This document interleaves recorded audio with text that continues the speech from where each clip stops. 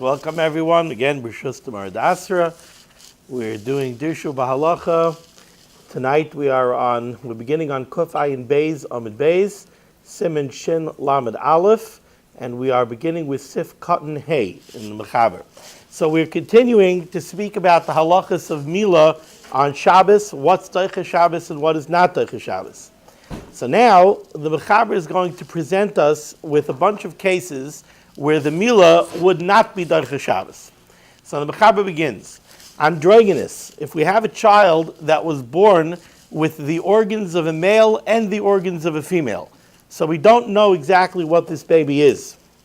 Or, you know what, let's see the Mishnah Berurah right away. If we go to Eis Katan Yud Gimel, and the Mishnah Berurah will get an easy one out of the way. Androgynous, hu yelad sheyesh lezacharus kezachar. He has the male organs of a male, v'nakvus kedekeva, the female organs of a female. This is drawn from the Rambam, Parak Aleph, Mihilchas Mila. So that's the androgynous, and the androgynous, the Mishnah Berurah is going to say later, we can't do the Mila because it's a suffix. We don't know what this is. Is this child a male that's chayv in Mila, in which case the Mila would be Teicha Shabbos, or is it a female? So there is no chiyuv that's Teicha Shabbos. The Mechaber continues, v'noiled bein hashmashos, or we have a baby that was born bein hashmashos. Now, we're going to go down into Mishnah Berurah Eis Katan Yud Daled, and this is something that you must have discussed extensively earlier on in Hilchos Shabbos, but we're going to have to review it again just in context, so we'll give it a quick review. So before we even read the Mishnah Berurah, let's just run through this. The basic problem that we have with Zmanim, when we try to calculate Seif Kechavim and Shkia, the problem that we have is we have two opposing Gemaras. We have a Gemara in Pesachim and Tzadik Daled Amud Aleph that tells us that Seif Kechavim is 4 mil, the time it takes to walk 4 mil after Shkia. Now a mil, we assume that the time it takes to walk a mil is 18 minutes. 4 mil gives me 72 minutes. So we have a Gemara in Pesachim telling me how long is it from sunset to Seif Kechavim? 72 minutes. Now if we only had that Gemara, we would be on easy street. Problem is we have another Gemara in Shabbos, the bottom of Lamed Beis to the top of Lamed Gimel Amud Aleph, that tells me that from Shkia to Tzeis is 3/4 of a mil. It doesn't really say from Shkia to Tzeis. It tells me Bein Hashmashos. What's Bein Hashmashos? Bein Hashmashos is 3/4 of a mil. So the problem is, how do we reconcile these two Gemaras? And that's where we have our two primary shittas in how to understand our Zmanim. So we have the famous shita of Rabbeinu Tam. Rabbeinu Tam says, you know what the Gemara in Pesachim is talking about? What the Gemara in Pesachim means is like this. He says there's something called Tchilas Hashkia, the beginning of sunset. What's the beginning of sunset? The beginning of sunset is when the sun dips beneath the horizon. We can't see the sun anymore. Now, we still see sunlight, but we can't see the sun. That's called Tchilas Hashkia. The Gemara in Pesachim means that from the Tchilas Hashkia all the way until Tzeis is 72 minutes. However, that's not all Bein Hashmashos. The first 58 and a half minutes of that time, that's still Vadayim.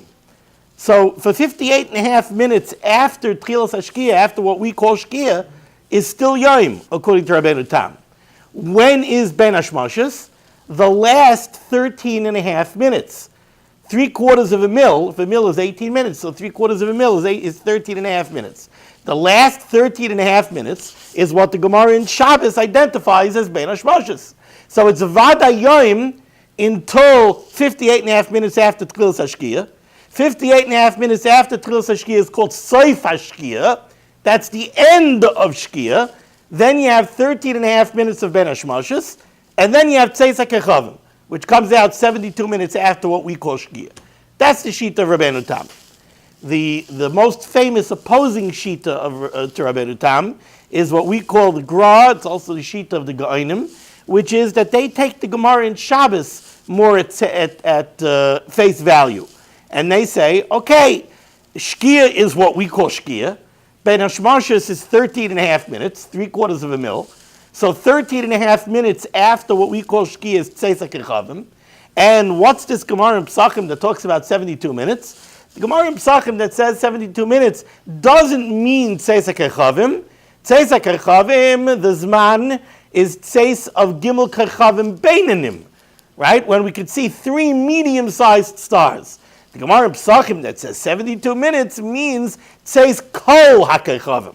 Now, why do we need to know when this tzeis Kol HaKachavim? That's an interesting question. What do I need it for? Why is the Gemara telling it to me? It doesn't seem to be germane to anything.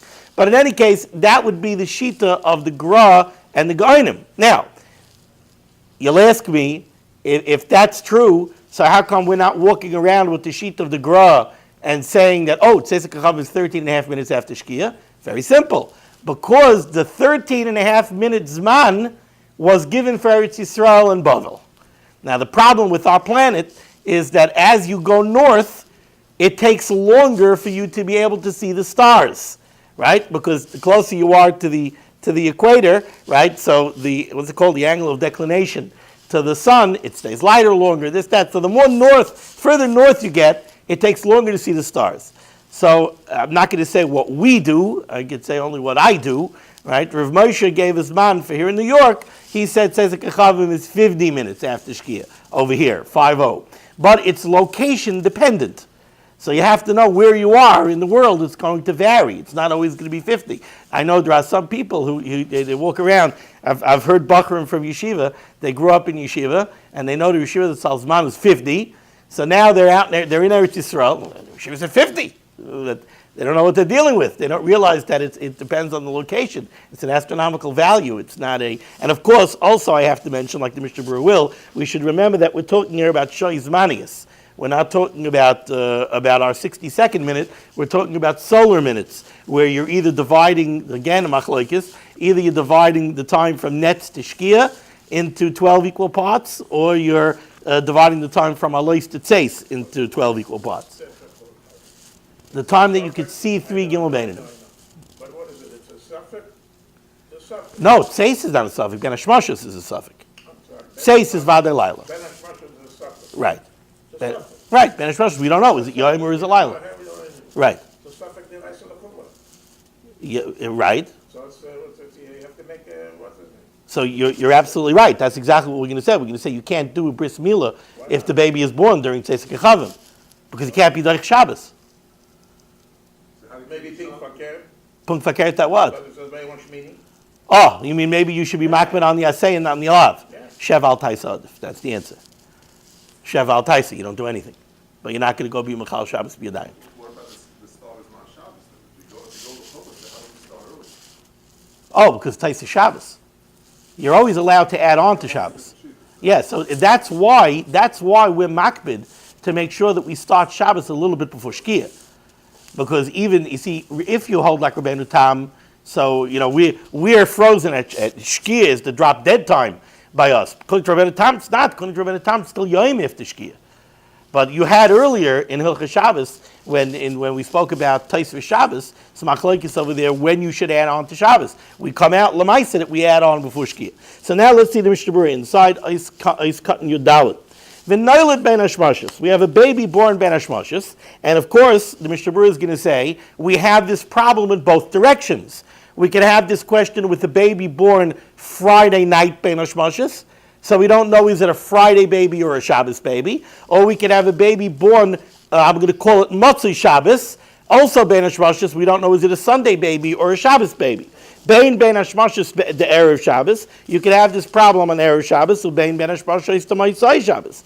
B'shneim ein milas on Deicha Shabbos. By neither one is the milah going to be Deicha Shabbos. V'nidchel yom rishon, and in both cases the milah is going to have to be passed off till Sunday, because let's say the baby was born Friday night ben hashmashos. It could be it's a Friday baby. It could be it's a Shabbos baby. But even if it's a Friday baby, right? When are you going to do the milah? It's a suffix, it might be a Shabbos baby. So you can't do the milah on the next Friday. You might be too early, it might be day 7. So you have to wait until Sunday.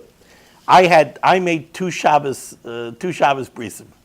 And I remember I made 2 Shabbos brisim. So Baruch Hashem, those 2 were klar. They were both born in middle of the night, Friday night.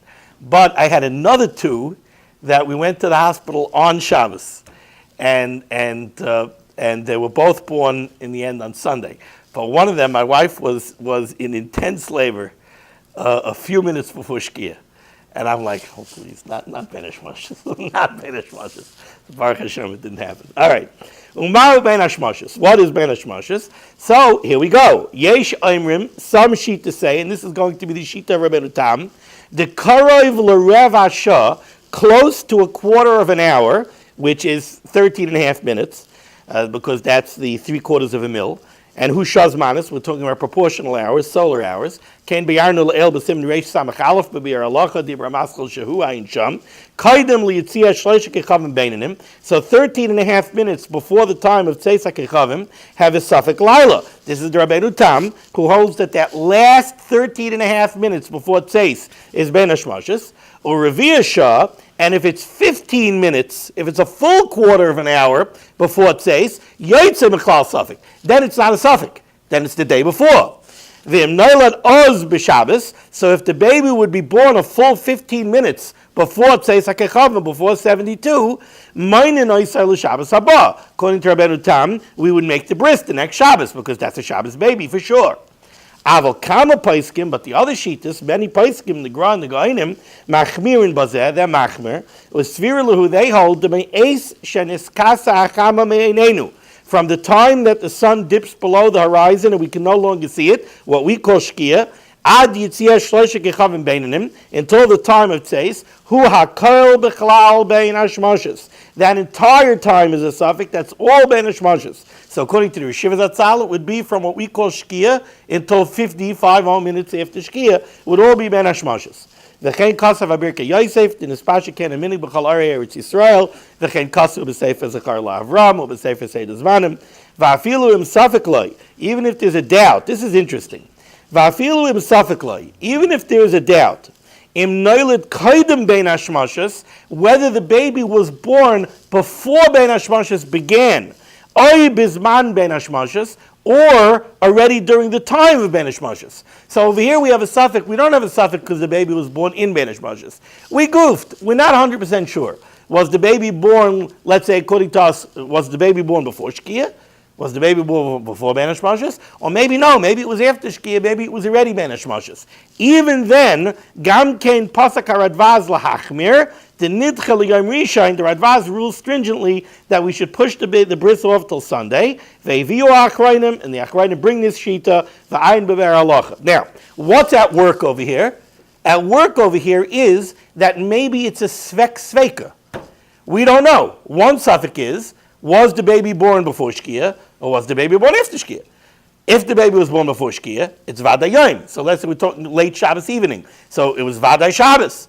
Or maybe the baby was born after Shkia. So it was Ben Hashmashis. Well, if it's Ben Hashmashis on one side of the suffix, it's still a Shabbos baby. So here we have a Svek Sveka. So maybe a Svek Sveka, we don't have to be Chayshish for a Svek Sveka, and now we should make the Milah on Shabbos. So the Bir Halacha brings down this Svek Sveka. He brings down a Prima Gadim that tries to explain why indeed we don't make the bris on Shabbos in such a case. It's a Svek Sveka. So the Bir Halacha brings down a Prima Gadim who says, because we have a Chazaka that works against the Svek Sveka. What's the Chazaka? We have a Chazaka that she's a Muberis. So there's a Chazaka that she's a Muberis. The Chazaka tells us the baby was born as late as possible, which means that the baby was born Ben Hashmashis. Now, there's a lot of kashas on this, but that's what he brings down to the Pri Begadim. He just throws that out as one reason why we don't deal with this Svek Sveka. No, but our question is, we don't know when the baby was born, right? Let's say Shkia was 6 o'clock. We don't know, was the baby born 5 to 6, or was the baby born 5 after 6? The Chazaka tells me that the baby was born 5 after 6, because we know she was a Muberis. The Chazaka says she's pregnant as long as possible. She's pregnant. So, okay, there's a doubt. Maybe it was 5 after 6. We're going to say it's 5 after 6. There's a lot of kashas on it. There's the Chazaka says we know that the Chazaka is changing. Also, the Chazaka, what do you do when the Chazaka works the other way? On Friday afternoon, the Chazaka would tell us the other way. The Chazaka would tell us that the baby was born on Shabbos. So are we going to use that Chazaka to risk Chil Shabbos? So it's a little dicey. But all right, let's go right. So the next case that the Machaber brought was Noilid Kishahu Mohel. We didn't do it inside. Androgynous v'Noilid ben Hashmashis v'Noilid Kishahu Mohel. If you have a baby that was born already gemalt, this baby was born without a foreskin. Baby seems to already have a mila. Says the Mishnah Berurah, nice cut and test. So the Mishnah Berurah explains, how do you look at the gid? How do you look at the aver and decide if it's kishuhu ma'ol or not? Perush, shafilu b'loi kishui.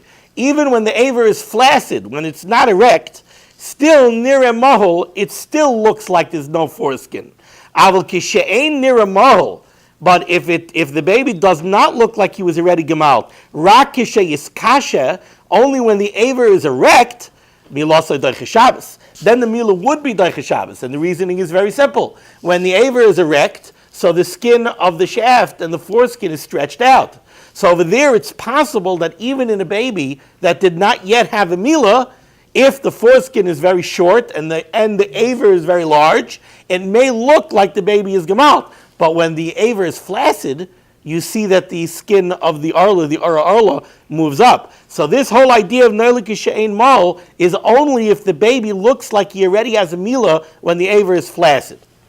The next case on the top of Kufay and Gimel Amud Aleph in the Mechaber, the Yotzei Doifen, a baby that was born through what we call a C-section. Literally the words Yotzei Doifen means a baby that came out through the wall. Says the Mishnah Berurah, nice cut and tezayin, v'yotzei doifen, shenis kasha imay b'leidasa, where the mother had a difficult time during the leida, v'yotziuhu la'orech habeten al yidei sam, and they removed the baby from the mother's stomach through the use of a sam, through the use of a medication. Now, obviously, this does not mean that they opened up the mother with a medication. There's no medication that opens up the wall of a mother's womb. It means that they use a sam in some way, like an anesthetic, and then they cut the mother open like we do in a C-section. A baby born through a C-section, that mila is not Doiche Shabbos, and the Mishnah Berurah is going to soon explain why. The next case in the Mechaber, again on the top of Kufay and Gimel Amud Aleph, I have the girsa here, the kutis, and I don't like when different printers do this. I don't understand how these changes creep into the text. I think most of the Mishnah Berurahs, you can tell me what you have in there, have avodas kechavim, right? So here in one of the newfangled prints, this is an Oz V'Hada print, suddenly it became kutis. I don't know where they got it from, but it means the same thing. It's just, it's being used to mean a non-Jew. The kutis sheyolda v'achar kach niskaira. If we have a woman who was a non-Jew, and she gave birth, and then afterwards she became a geiris. In that case, the mila of that baby is not going to be Doiche Shabbos because, well, you know what, I'm not going to say because, we'll see in the Mishnah Berurah why. Umi sheyesh lo shtei arlois, or if you have a baby that has two arlois, and we're going to see two different possible meanings of that. In all of these cases, ein milas on Doiche Shabbos. Now let's dive down into the Mishnah Berurah, Ois Kat and Tezayin. The Yotzei Doifen, a baby born through a C-section. Oh, we did that one. Yud Zayin, Shtei Arlois. What does that mean that a baby was born with two Arlois? Pirush. The first pshat, the Mishnah Berurah says, and this comes from Rashi, Shnei Gidin. He actually had two avers, two male organs. V'yesh Imrim, others say, I think this is a Rambam. There's a Rashi in a Sheni also, I think it's also a Rambam. V'yesh Imrim, Sheyesh Bo Shtei Oirois Zal Gavzeh. There's only one gid, but there are two layers of the foreskin of the Orla. And again, the Mishnah Berurah is going to get more into this. Now, in all of these cases, Ein Milas on Doiche Shabbos, the Mila is not Doiche Shabbos. Why?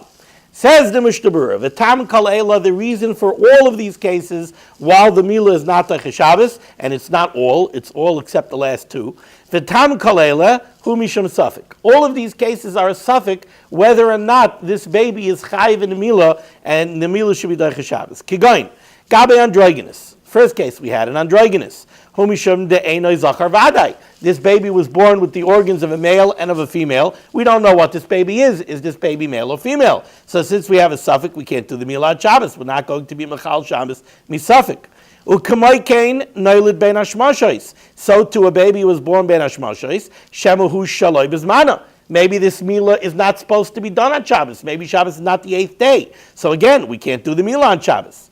V'noilid Kishuhu Mahol. A baby that was born and appears to already have a Mila. Now, What's the halacha with such a baby? So if you look in your Adaya in Hilchas Mila, what it says is a baby that's nolid kishu mol, you have to do a tafas tam bris.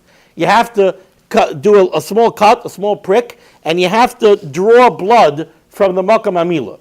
Why? Baby's mole. Why do you have to do a mila? The answer is because we're chayshid that maybe there's what's called an orla kivusha. Maybe there's really a membrane, a very thin membrane, covering the atara that we don't recognize, but it really is an arla. So to be sure, we do atavas tambris. However, over here,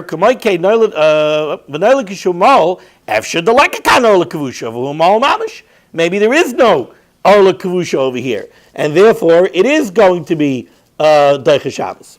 V'chein, similarly, mi sheyesh lo shtei arolos. In the case of a baby that was born with two arlos, ta'aynu shnei gidim, if it's according to the pshat that there's two avers, two male organs, hunami mishum de'einanu yoidin eze arla ikris. What he means over here is, when we see a baby that has two male organs, we don't say that there's a baby over here that has two legitimate, I'm going to use that word for lack of a better word, or two actual male organs, and he needs two milos. Because we don't see that there's such a thing as a baby that requires two milos. So what's going on here? One is, so to speak, a real aver, and is chayiv and mila, and the other one is some kind of extra appendage. And we don't know what it is. It seems to have the function of a male organ. It looks like a male organ, but it's an extra appendage which is not chayiv and mila. Now we're going to have to be mal both, because we don't know which one is which. But when we mal either one, we don't know if we got the right one. So therefore we can't be Mechal Shabbos. We can't pick one and be Mechal Shabbos. How are they going to know? How are they going to know? How?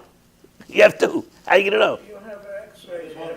No, they're both the same. You have everything. They're both the same. Both functional, both the same. Probably not the same. You said it was appendage. No, I said halachically we look at it that way. Halachically, even if they're both identical, we don't, halacha does not recognize If two. they're both exactly the same thing, there's no occurrence. There's no, again, halacha, you pushed me into it, so I'm going to say it. The Sfas Emes over here says that the pasuk says, Uvayoim hashmini yimol besar arla soy. On the 8th day, you mal the arla soy. One. It's singular. So midaraisa, the Torah only recognizes one per customer. That's all you got. You got one per customer. I'm saying medically it should be a way to determine. That's what I don't know why. Why if somebody's born with 6 fingers, medically could you say that one finger is different than the other? You might look at it and say, oh, that one's out of place. But medically it's a finger. If it works like a finger, it looks like a finger, smells like a finger, works like a finger, it's a finger. But halachically we only recognize one. So maybe we have a suffix. Okay. It'd be interesting to see. I would love to hear in recorded medical knowledge. I have no idea. What the facts on the ground are. I don't know. the other thing, if it's how do you call it? If it's no like model, Yeah. we say maybe there's a. An early kusha. So why is Atafadam sufficient? That's an excellent question. And in Yeridea, they speak about it in Yeridea. So I think there is a sheet that says that you have to do more than a Tavas Tambris, but then do more than a Tavas Tambris. What are you going to do? Yeah, but we're saying that even though it looks like there's no membrane, there's a membrane. What are you going to do? You're going to start doing plastic surgery on the kid and harm the kid for life. You can't do that either. So, but that's a sugya for Yeridea. All right, weiter.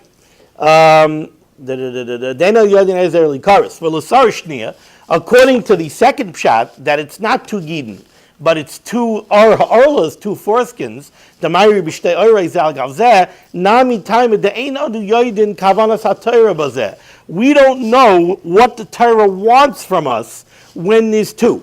And again, the Sfas Emes explains, since we have a pasuk that says arla soy, which is lashon yachid, we know that the Torah Kedosha wants us to cut 1 arla.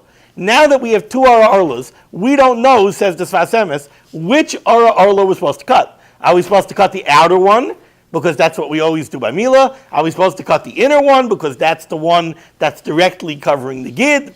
So we don't know. We have Sveikis, we're not going to be Mechal Shabbos. What's Orla Levat then? Well, it's only one Orla, but you I like it.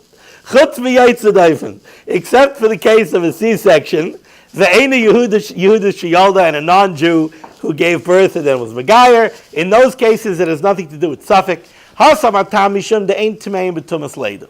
Over there, the reason the Mila is not Doicha Shabbos is a different reason. We said yesterday, what does the pasuk say by Mila? Isha ki sazriya v'yolda zachar. A woman gives birth, and she gives birth to a male child. The tama shivas yamim. She's tamei for 7 days. Kimei nidas tvaisa titma. Like the days of her nidus, she's tamei. Uvayoyim hashmini. And on the 8th day, yimo b'sar losai. And on the 8th day, you should make the Mila. Now, it's from the words uvayoyim hashmini, that extra word of uvayoyim, that on that day that we learn out that Mila is Doicha Shabbos. But what the poskim say is that the only time Mila is Doicha Shabbos is if you have the full context of the pasuk. So you have to have v'tama shivas yomim kimei nidas tvaisa titma. The only time you're going to have Mila Doicha Shabbos is if she became tamei. If she did not become tamei tumas leida, then there is no Mila being Doicha Shabbos. And a Yaitze Daifen, the Mishnah says in Masechtas Nida, Yaitze Daifen, by a C-section, the woman does not become Tamei Tumas Leida. That's learned out from Isha Ki Sazriya. The pasuk says a woman Ki Sazriya, when she will propagate. Isha Ki Sazriya v'yolda zachar, and the Gemara darshans Ad she tivaled mimakem she tizras. It has to be that she gives birth from the typical place where a baby is born. But if it's a Yotzei Daifen, that's atypical, and there's no Tumas Leida. Since there's no Tumas Leida, there is also no Mila Doicha Shabbos. And a non-Jew, when she gave birth, she also did not become Tami Tumas Leida. She wasn't Jewish. There is no Tumas Leida. We need the context of Parshas Tazriya, the Isha Kish Itamei Leida, but non Nima L'Shmaina. The only time a baby has to be born on the 8th day is when she becomes Tami Leida.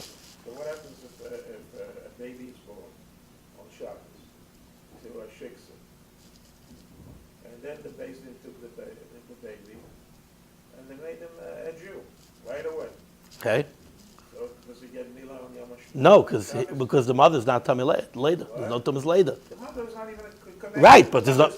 You're right. There's no Tumas Leida. His mother had no Tumas Leida. If his mother had no Tumas Leida, there's no Mila Doicha Shabbos. Mother has to have Tumas Leida. Zokta b'chaber vayter. And here we're going to get into a topic that we're going to discuss for a couple of shiurim, and it's going to get a little dicey.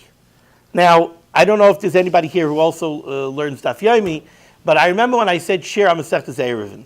Masechtas Eruvin is known as one of the harder Masechtas.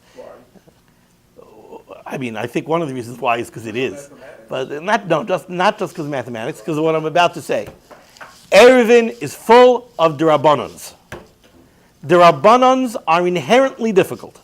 And the reason why derabbanans are difficult is because a daraisa is black and white.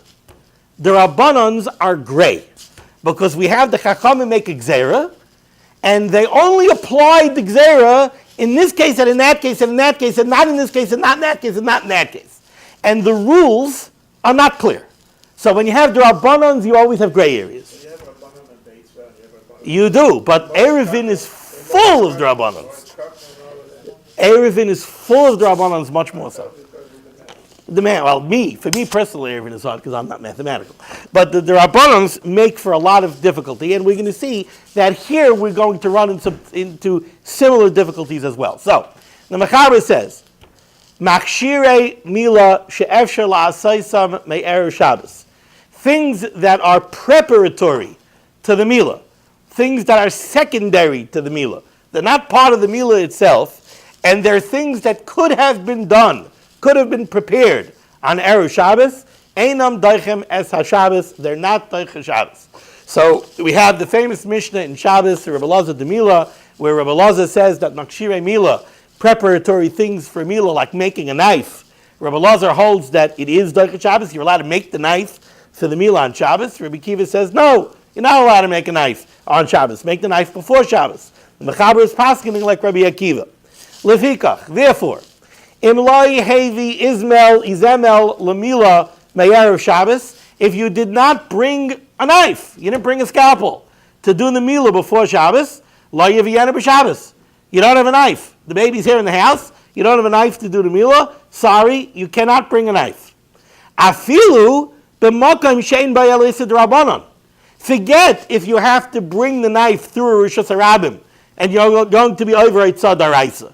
Even if you only have to bring the knife through a Carmelis, a Rishus Rabbanon, or even if you only have to traverse a Chotzer that doesn't have an Erev. So we're talking Drabanons, we're not talking Daraisas. Still, you can't bring the knife and you're not going to do the Milah Bizmani. Why? Shehamidu Chachamim Divrayim B'Makim Karis. Because the Chazal, when they made a Gzera, they uphold their decrees even in a place where we're dealing with something where there's a chi of karis, where there's a liability to karis. We know that if a baby doesn't have a bris, by the time he's an adult, if he doesn't have a bris, he's going to be chi of karis. So mila is a davar sheyesh by karis. Mila is something that has the thread of karis hanging over it, but it doesn't matter. The chachamim uphold their decrees even b'makim karis. V'loymar le'ena Yehudi la'asaysam. How about if you want to go ask a goy to do these preparatory things that you need for the milah? So again, the Mechaber seems to stay arrow true to his word. Im hu davar shem asahu Yisrael ein ba Yisrael midrabanan. If you want to ask the goy to do something, that would only be an Issa Drabanan. So again, you want to ask the goy, I don't have a knife. Bring me a knife from a Carmelis. Bring me a knife from the Chotzer that doesn't have an Erev. Where Midaraisim and Atari you're allowed to carry it, but Midrabanan you're not. So in that case, Omer le'ena Yehudi v'Isehu. That you could ask a guy to do, because that's what's called a shvus to shvus. It's a double Drabanan. For me to do it would be an Issa Drabanan.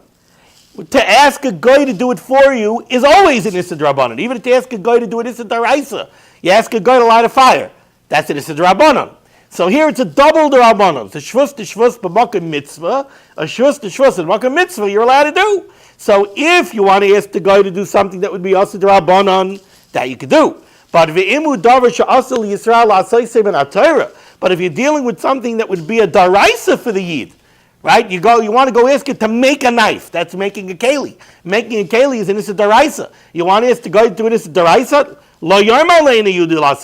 You cannot ask a guy to do that because that's a single darabanan.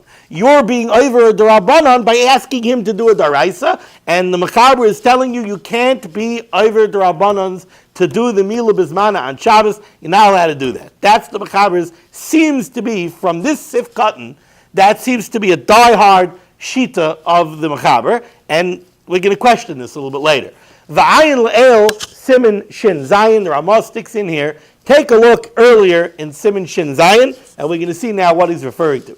So now let's go to the Mishnah Berurah Eis Cotton Yutes. Ismail, you didn't bring a knife. Ole'inyan tiltal ha'Ismail achar hamila. This is an interesting question. What do you do with the knife of the milah on Shabbos after the milah? Ayin le'el b'Siman Shin Yud Siv Cotton Tesvav b'Mishnah Berurah Masha Kazav Dusham. There's a beautiful footnote here, a additional footnote, but I'm not going to go through it inside because we don't have the time. I'm going to tell it to you the basics of it outside. The problem with the milah knife after the milah. The milah knife, says the Taz, is muktzah machmas chisaron kis. A knife technically is not muktzah. A knife is made to be used on Shabbos as well. Not a milah knife. A milah knife, especially in those days when the moil had a milah knife, right? That milah knife is valuable, and he doesn't allow that milah knife to be used for anything else. It'll become pogum, it'll become ruined, right? So that is set aside for milah. So it's muktzah machmas chisaron kis. You're allowed to handle it to do the milah because that's what it's used for. So for the milah you can handle it, but the minute the milah is over, you got a muktzah knife. What are you going to do with the muktzah knife? Now, there are those who look at this and say, hey, wait a second, Taz. There's no such thing as muktzah l'chatzi Shabbos. So if you're telling me that the knife wasn't muktzah because you were allowed to use it for the milah, how does it become muktzah afterwards? Says the Taz, that's not a good question. Because at Bein HaShmashos on Erev Shabbos, when Shabbos came in, at the beginning of Shabbos, the knife was muktzah. Because right then you didn't have a milah to do, and right then the knife can't be used for anything else. So at that point in time, the knife is muktzah. The only time during Shabbos it's not muktzah is by the actual meal itself. Then it's not muktzah. But since it was muktzah at the beginning of Shabbos, says the Taz, it remains a muktzah machmas chisar and kiss. And now, what do you do with it when the meal is over? Says the Taz, what you do with it is, right away, yanichenu b'makom mishomer ba'isar cheder. You take it and you put it away. The Taz allows you to put it in a safe place in that room. Don't take it and schlep it around. Pick it up.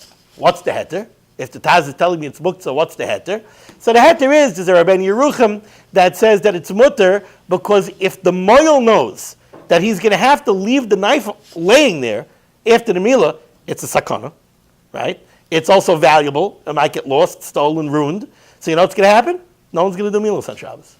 So kedei that we should be able to do a milah on Shabbos, we push off this muktzah and we give you a heter, put it away in a safe place in that room. That's the Taz. Magen Avram is more machmir than the Taz.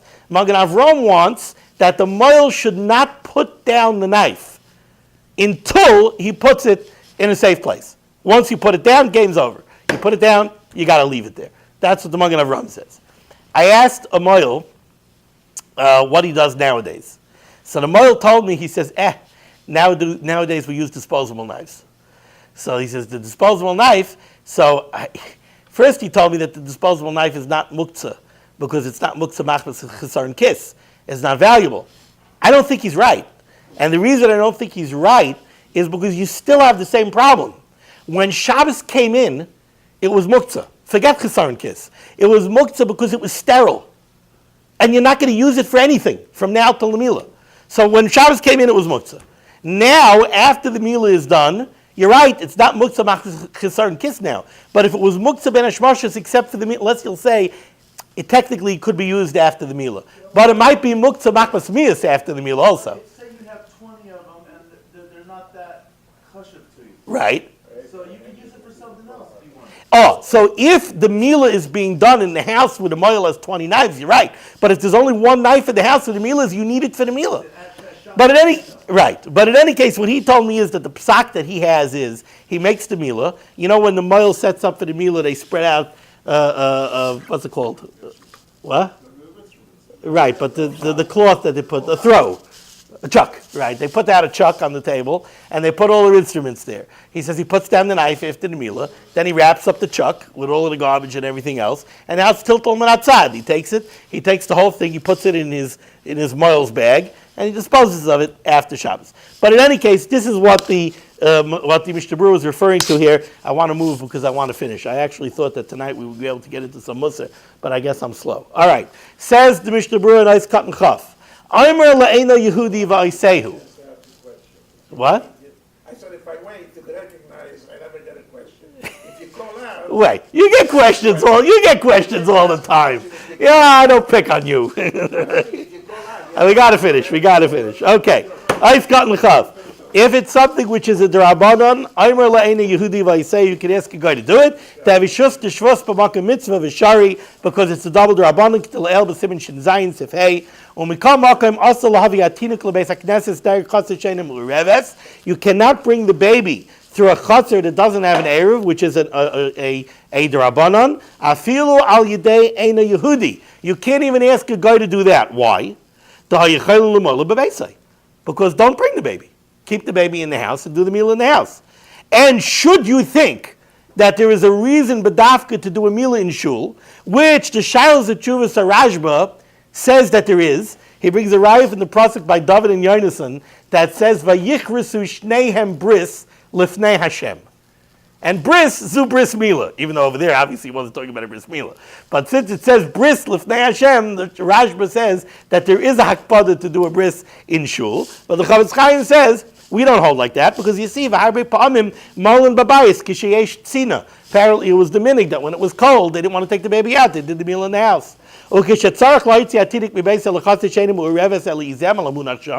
you have a case where you have to take the baby from the house into a reshus rabbanon because that's where the knife is, mutter al yedei eina Yehudi, that would be mutter through a guy, came to leka reshus rabbanon, since there isn't a reshus rabbanon, it's only the rabbanon. When we come it would be better to bring the knife to the baby than the baby to the knife. Why? If you bring the baby to the knife,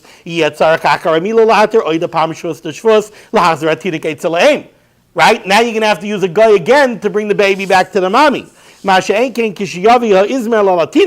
you bring the knife to the baby, you'll leave the knife there until after Shabbos. Vayin b'simen shin memtes masha kasavnu bazeh. Weiter, this is Ois Katan Chaf Aleph. The Mechaber said over here, you cannot tell an Eina Yehudi to do something that would be an Issa Daraisa. The Gamamir Le'Eina Yehudi b'davar shasem and atarevi k'shar shvus. That's a full-fledged Rabbanon. V'hemidu chacham devreim, like we said. Vayin le'el shimin shin zayin sif hey b'haga. Now this is very, very important for what we're going to see in Sunday Shir. The Sham Hevi Ramah. Over there in Shin Zayin, the Ramah brings down a shita. The Yesh Makilin Afilu Malacha Daraisa. There are those that are makel, that are lenient and hold, that even by something that's Aser Daraisa, it's mutter loymar le'ena Yehudi b'makkah mitzvah. To ask a guy to do a Daraisa in makkah mitzvah, there's a shita that it's mutter. It's a ran.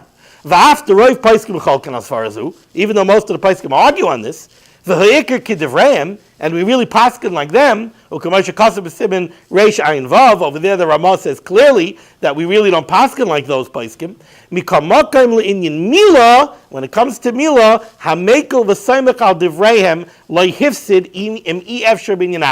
if you rely on those shitas and there's no other way to do the bris bisman, you could rely on those shitas and do even a daraisa through a guy. Umikol shekain le'inyan haitzav achnasa, which is usually the Rabbanon, the lahabe paiskim and lanu b'zman as every shus rabim va'ayin beber halacha. So I just want to recap that point. We have over here the Chavetz Chaim is bringing down this sheet of the Ramah, who says that you could ask a guy to do a daraisa, but that does not seem to be the opinion of the Mechaber. The Mechaber is very clear. You could only ask a guy to do a Rabbanon, not a daraisa. A wonderful Shabbos, everyone.